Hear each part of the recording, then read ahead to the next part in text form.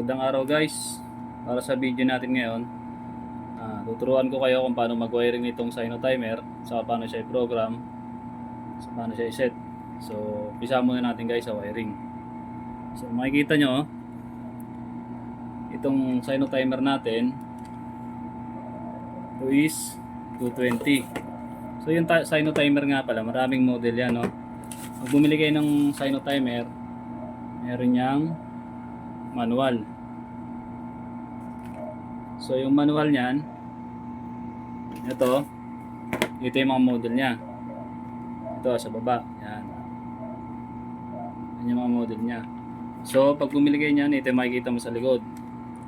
So itong model na to, nakasulat dito is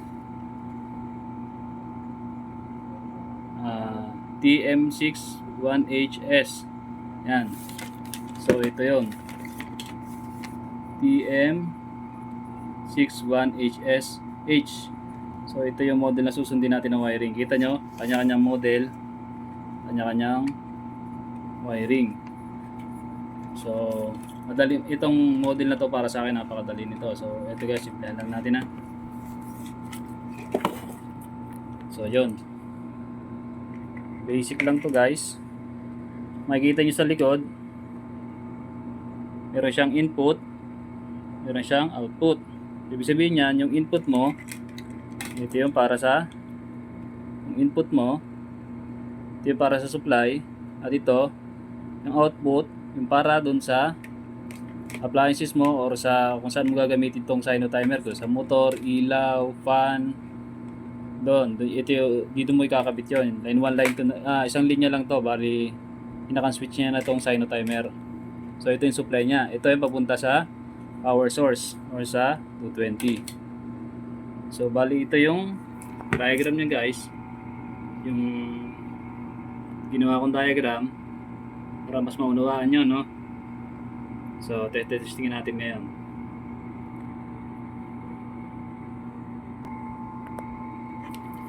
So ito guys, no, may wiring na ako nilagay. Papakita ko na lang sa inyo kung paano siya paganahin. So ito guys, winaringan na natin. So basta sundan nyo lang yung marking sa likod, yung nakasulat sa likod.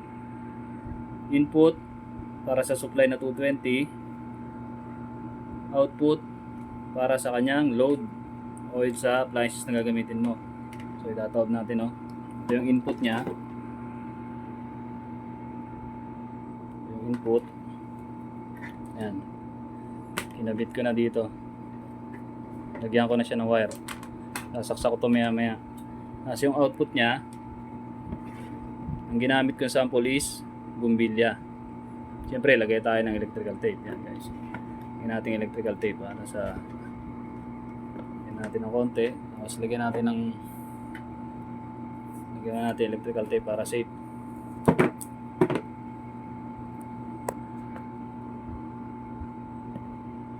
Ilalim kasi naka-ground minsan to. Yan. So ito guys, testingin natin, no?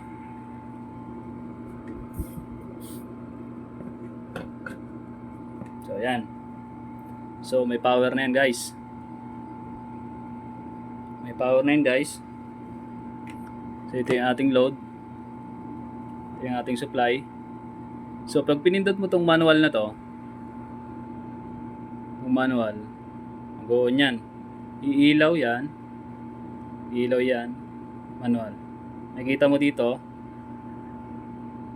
meron siyang auto, tapos off, isa pa, yun, naka-on na siya.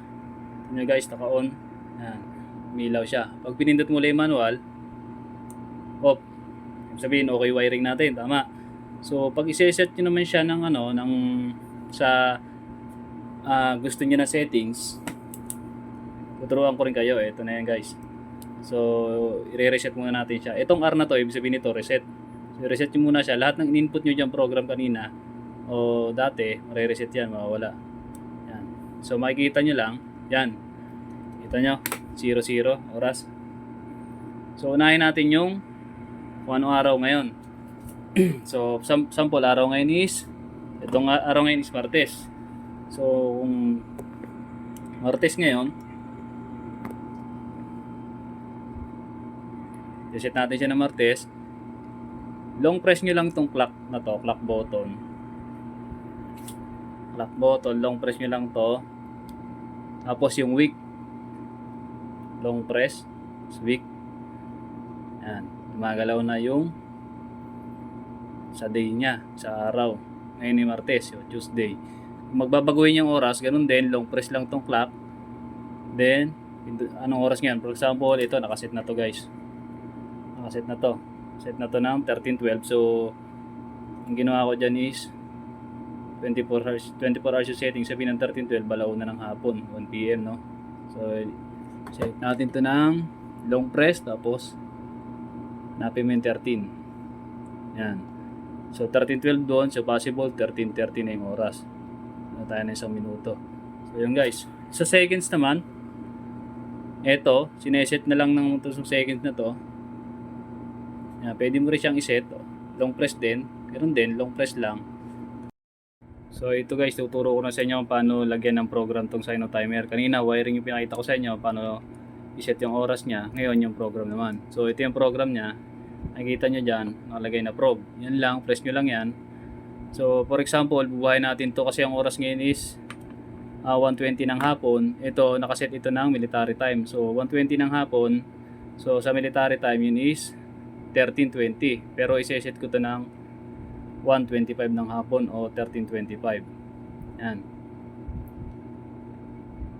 Mabubuhay yan. Ibig sabihin yan guys, 1 on, kita nyo 1 on, mabubuhay yan sa 13:25. Ngayon, pag pinrogram ko dito, number 2, off yan ng, ikaw na maglalagay kung anong oras mo. For example, lagay ko siya ng, mag-off yan ng 13:27 o 1:27 ng hapon. Ibig sabihin, mabubuhay lang tong ilaw na to sa loob ng 2 minutes kasi sinet ko siya ng program ng on ko siya ng 1:25, mag-off ng 1:27 ng hapon. So yun guys, balik tayo sa clock. So may program na tayo. So hintayin na lang nating pag nag-ano na to 13:25 automatic mag-on itong ating bumbilya guys. So hintayin na lang natin. Isa pa nga pala, bago nyo pala dineset nyo na pala, punta rin kayo sa manual.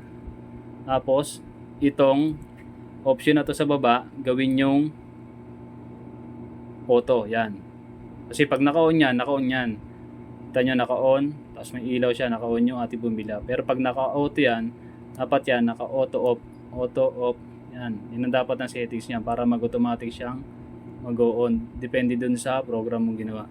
So ito, pinrogram natin to ng 1:25 ng hapon, mabubuhay yan maya-maya. So mamaya, pakita natin guys. Yan natin, mga 3 minutes pa.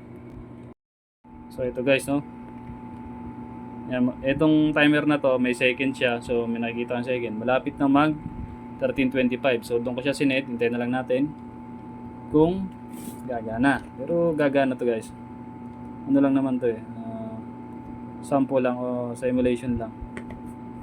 Para may guide kayo kung paano mag-wiring o paganahin at i-program tong sa Sino Timer. Guys, malapit na mag 1:25 yun. So umilaw na guys. So sinet ko siya 1:25 mag-on, tapos yung number 2 settings ko nakaset siya ng 1:27. Doon naman siya mag-off. So kayo nang bahala kung sa sunod na ilaw niya kung anong oras ulit, basta ilagay nyo lang sa program. Kaya may 1, 2, 3, 4, 5 hanggang number 8 yung program na pwede nyo ilagay dyan. Kayo nang bahala kung ilang oras o ilang minuto yung interval nung inyong pagsiset. Sa kung gaano katagal nyo gustong mabuhay itong appliances na ikakabit nyo. So kakat ko muna guys. Babalik ko na lang pag malapit na mag 1:20. So yan guys, 1:26 na. So pagdating ng 1:27, kasi nakaset tayo ng number 2 niya off is 1:27 sa program, mag-off na yan.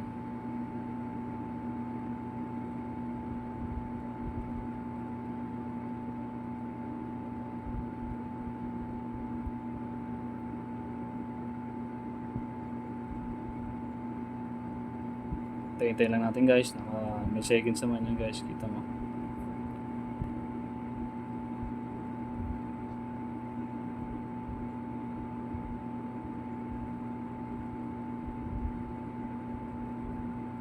Lapit na guys. 4 seconds na lang.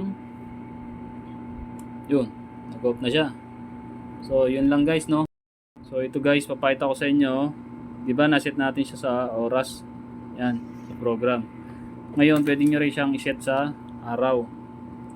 Ito, naka-highlights na yun ng isang linggo. Monday, Tuesday, Wednesday, Thursday hanggang Sunday. Ibig sabihin niya, isang linggong gagana to sa sinet mong program.